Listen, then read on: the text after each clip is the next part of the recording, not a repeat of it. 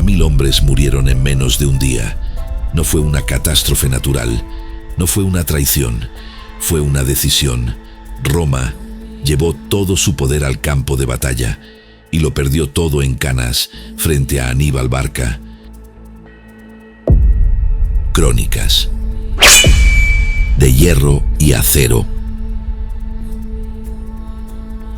Año 216 a.C. El Mediterráneo occidental vive bajo una tensión constante. No existe un equilibrio real, existe dominio, y ese dominio pertenece a una sola potencia, Roma. Roma aún no se presenta ante el mundo como un imperio, no utiliza ese nombre, pero su conducta ya lo delata.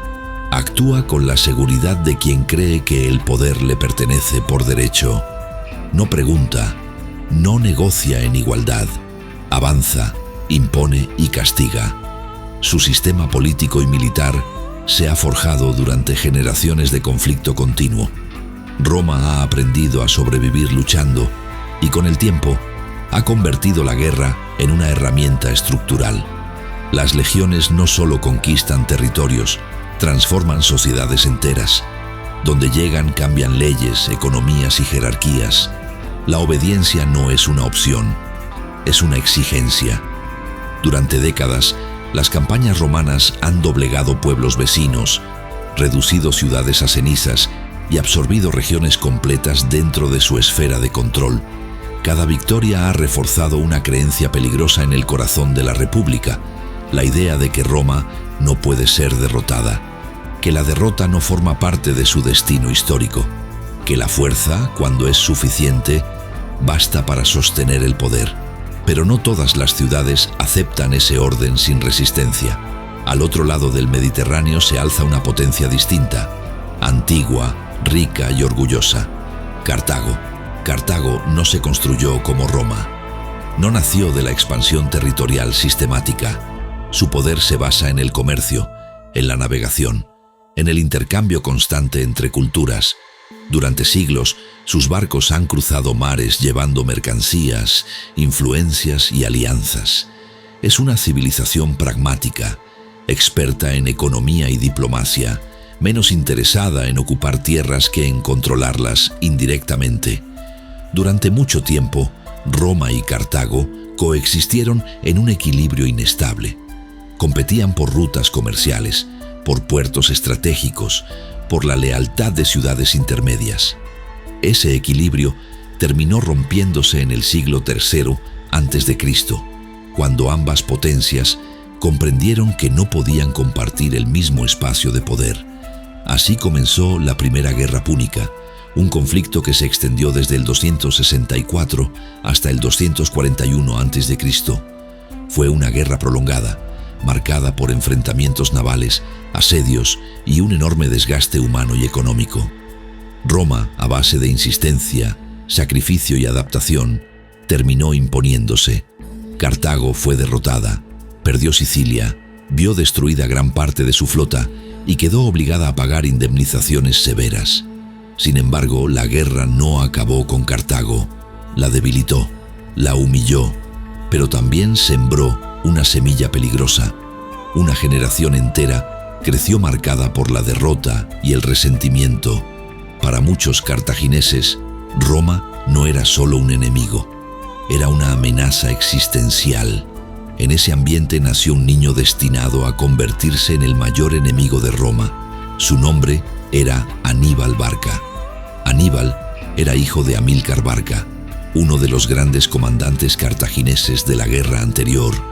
Desde temprana edad fue introducido al mundo militar. Las fuentes antiguas relatan que Amílcar llevó a su hijo ante un altar y le hizo jurar odio eterno a Roma. Más allá del simbolismo, ese juramento representó una educación completa orientada a un solo objetivo. Aníbal no fue criado para administrar una ciudad ni para negociar tratados.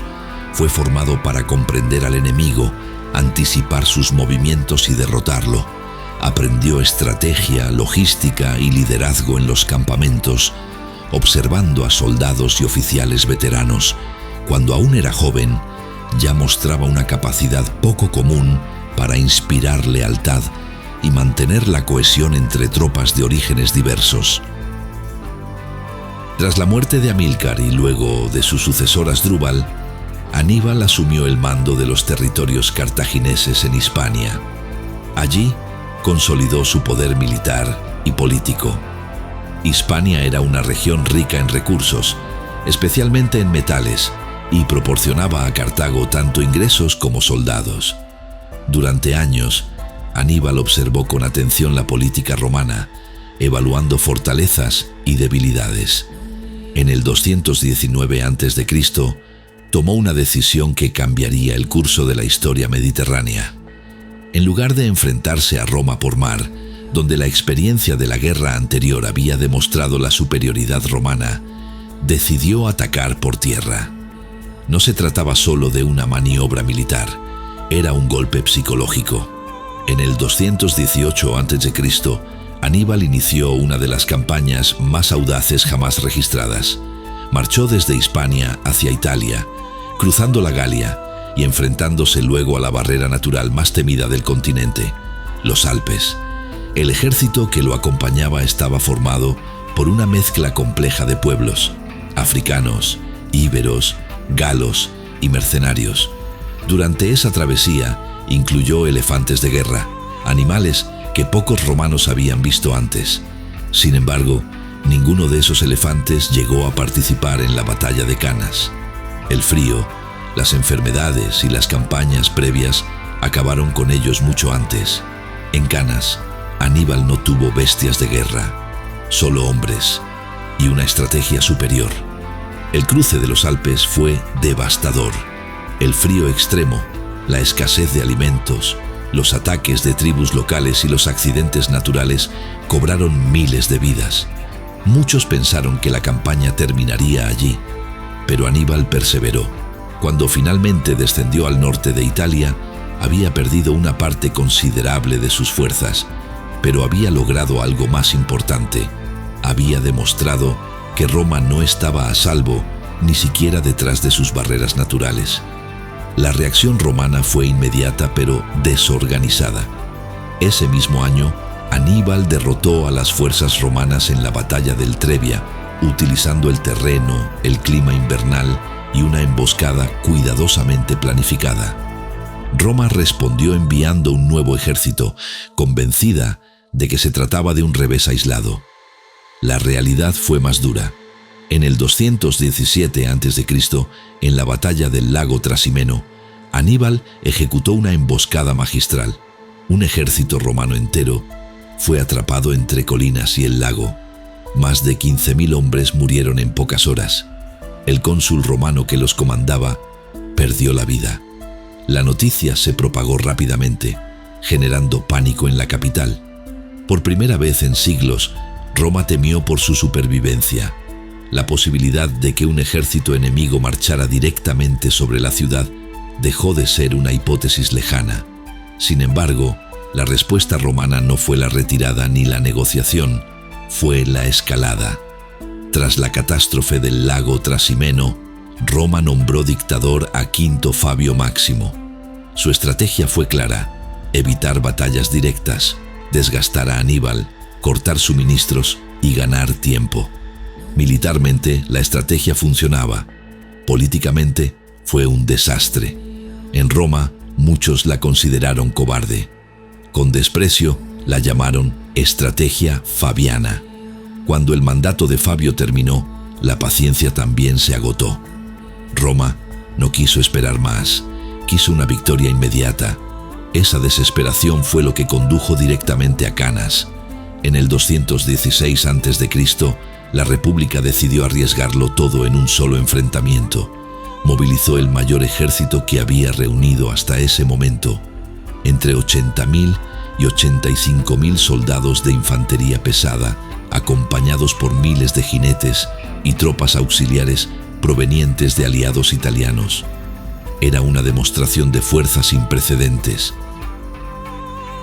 El mando de ese ejército recayó en 2 cónsules, como dictaba la tradición republicana.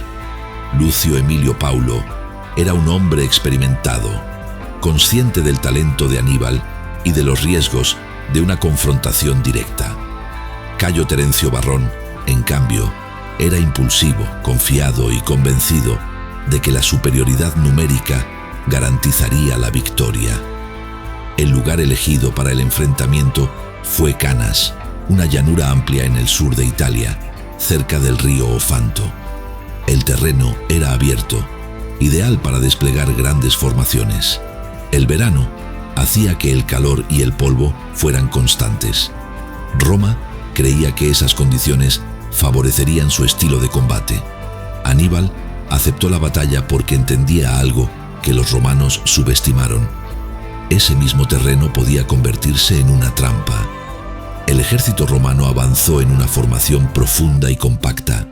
Su objetivo era simple: empujar, romper el centro enemigo y destruirlo mediante presión constante. La infantería pesada ocupaba el centro, con la caballería distribuida en los flancos. Aníbal dispuso a sus tropas de forma diferente. Colocó a sus soldados más débiles en el centro, formando una ligera curva hacia adelante. En los flancos situó a sus veteranos africanos, mejor armados y disciplinados. Un elemento decisivo del ejército de Aníbal fue su caballería. En particular, la caballería númida, ligera, veloz y experta en hostigamiento.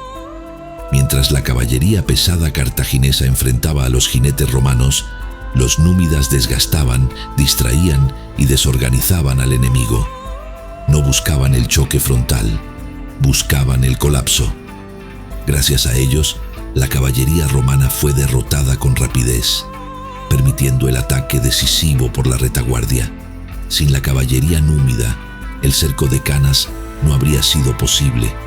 Cuando comenzó la batalla, el centro cartaginés empezó a retroceder de manera controlada. No era una huida, era una retirada calculada. Los romanos avanzaron con mayor intensidad, comprimiendo su propia formación. Entonces, Aníbal dio la orden. Los flancos cartagineses se cerraron. La caballería atacó por la espalda. El ejército romano quedó completamente rodeado. Lo que siguió no fue una batalla equilibrada, fue una matanza. Durante horas, los romanos murieron atrapados, aplastados, asfixiados, sin espacio para maniobrar ni huir. Entre 50.000 y 70.000 romanos murieron ese día. El cónsul Lucio Emilio Paulo cayó en combate, junto con senadores, tribunos y veteranos experimentados. Fue la peor derrota militar en la historia de la República Romana, y aún así Roma no cayó. Aníbal había ganado la batalla perfecta, pero no tenía los medios para asediar la ciudad. Cartago no envió refuerzos suficientes. Roma resistió, aprendió y cambió su forma de hacer la guerra. Años después, en el 202 a.C., Aníbal fue derrotado en Sama, lejos de Italia y sin la iniciativa estratégica que había tenido tras Canas. Décadas más tarde, en el 146 a.C., Roma destruyó Cartago por completo. Canas, sin embargo, nunca fue olvidada, porque ese día Roma aprendió una lección que marcaría su destino para siempre. La fuerza sin inteligencia no construye imperios, los condena. Canas no fue solo una derrota militar, fue una advertencia. Roma perdió decenas de miles de hombres en un solo día, pero no perdió la guerra. Aprendió que la fuerza sin control conduce al desastre, que los números no piensan, que el orgullo ciega. Después de Canas, Roma dejó de buscar victorias rápidas, dejó de confiar solo en el choque frontal y empezó a pensar a largo plazo. Esa lección la hizo más peligrosa que nunca. Aníbal ganó la batalla perfecta, pero Roma ganó algo más duradero: experiencia. Por eso Canas no marca el final de una historia, marca el comienzo de otra, la historia de cómo un imperio se forja, no solo con victorias, sino aprendiendo a sobrevivir a sus peores derrotas. Porque en la historia no siempre vence el que golpea más fuerte, vence el que aprende.